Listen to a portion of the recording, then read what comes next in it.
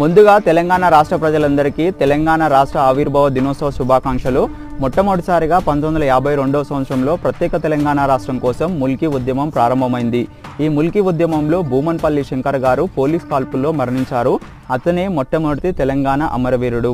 1952వ సంవత్సరం నుంచి కూడా ప్రొఫెసర్ కొత్తపల్లి జయశంకర్ గారు ప్రత్యేక తెలంగాణ రాష్ట్రం కోసం ఎంతో పాటుపడ్డారు. దాని తర్వాత 1969వ సంవత్సరంలో తొలి దశ తెలంగాణ ఉద్యమం వచ్చింది. ఇదే అసలు సిసలైన ఉద్యమం. దాని తర్వాత కేసీఆర్ గారు కొత్తపల్లి జయశంకర్ గారితో కలిసి తెలంగాణ ప్రత్యేక రాష్ట్రం కోసం ఎంతో పాటుపడ్డారు.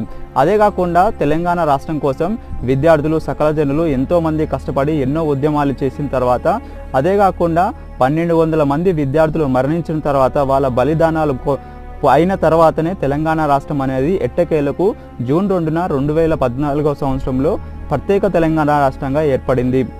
జై తెలంగాణ, జై జై తెలంగాణ.